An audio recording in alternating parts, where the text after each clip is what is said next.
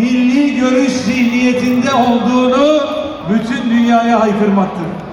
Bu gece Milli Görüş'ün 50. yılında bu programı yapmamızın sebebi Kurtuluş'un, Milli Görüş'ün bugünkü temsilcisi olan Yeniden Refah Partisi'nde olduğunu bütün dünyaya haykırmaktır.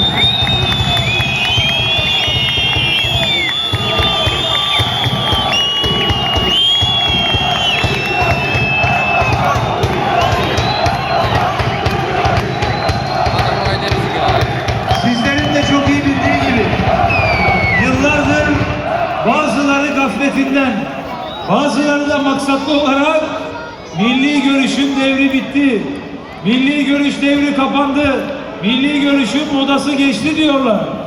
Biz de onlara diyoruz ki bire gafiller, insanlık için adaletin, refahın, huzur ve barışın, insan haklarının, İzzet ve onurun modası ne zaman geçerse milli görüşün modası da o zaman geçer.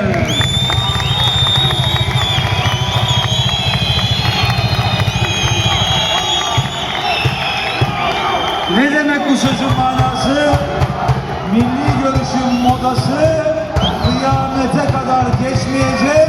Milli görüş sancağı aynen Erbakan hocamızın ifade ettiği gibi kıyamet sabahına kadar dalgalanmaya devam edecek demektir.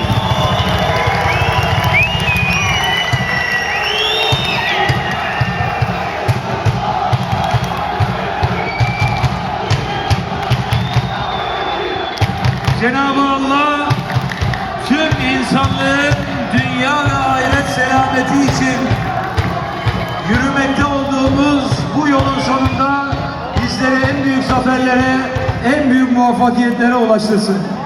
Cenab-ı Allah yar ve yardımcımız olsun. Cenab-ı Allah yolumuzu açsın. Bu çalışmalarımızda ikinci 50 yılda en tez zamanda milletimizi, İslam alemini ve tüm insanlığı çekmekte olduğu maddi ve manevi sıkıntılarından kurtarabilmeyi nasip eylesin. Milli görüş mücadelesini, yeniden refah sancağını gelecek nesillere en güçlü şekilde taşımayı nasip ve müyesser eylesin.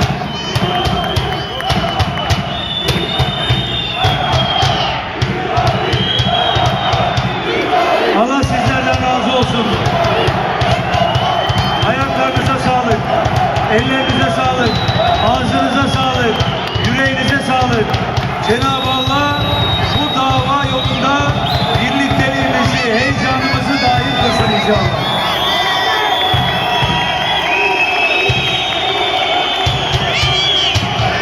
Sözlerimizi noktalarken bir kez daha çok değerli il başkanımıza, il gençlik başkanımıza, emeği geçen bütün isimsiz kahramanlara, İstanbul'daki tüm teşkilat mensuplarımıza, değerli misafirlerimize, protokol mensuplarına, hanımıyla, erkeğiyle, genciyle, yaşlısıyla şu salonda bizleri yalnız bırakmayan tüm İstanbullu milli görüşçülere hepinize teşekkürler ediyorum. Milli görüşün ikinci 50 yılı hayırlı ve mübarek olsun inşallah. Toplantımız hayırlı olsun. Gecemiz hayırlı olsun. Allah'a emanet olun. Esselamu Aleyküm. Evet kıymetli misafirler, salondan ayrılmıyorsunuz. Salondan ayrılmıyorsunuz. Genel Başkanımız da bizlerle birlikte olacak. Programımız devam ediyor. Programımız devam ediyor. Sizlerden istirhamımız salondan ayrılmamanız. Genel Başkanımıza hediyelerini takdim etmek üzere Gençlik Kolları İl Başkanımız Mustafa Dönmez Beyefendi'yi sahneye davet ediyorum.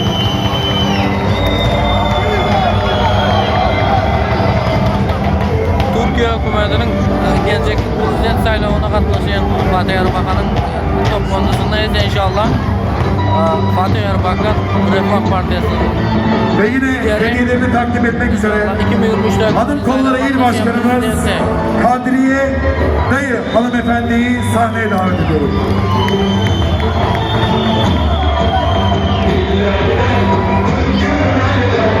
Evet kıymetli misafirler, tekrar diyorum salondan ayrılmıyoruz. Genel başkanımız bizlerle birlikte olacak. 2 sanatçımız daha var. Allah neyse. Şölenimiz devam ediyor inşallah. Bize inşallah vatanımızda şeyler sayılarları geçirmek Allah nasip etsin. İnşallah hazır o partiyada işçinin ayarlara padarkasını verdi. İnşallah bizlerim nasip etse hareket bu az kaldı azatlığa nasip etse azatlığımızı alsak oldu. Sonra ediş ayar oldu çağlamızı hemmesinin hakkı hürmetı inşallah belli oluyor. Maşallah. Yine göze kaydan Fatih Erbakan yani Refah Partisi'nin lideri 2023'ün Arkadaşlar şu sahneyi boşaltalım, program devam ediyor. Arkadaşlar şu sahneyi boşaltalım, program devam ediyor arkadaşlar. Program devam ediyor. Sizlerden rica ediyorum. Şurayı boşaltalım, program devam ediyor. Evet kıymetli arkadaşlar, görevli arkadaşlarımız, sahnedeki bütün misafirlerimizi aşağı alalım. Programımız devam ediyor. Allah razı olsun inşallah. İnşallah canlar sağ olsun. Bizim Şimdi onlarımızda ezgilerini gerçekleştirmek üzere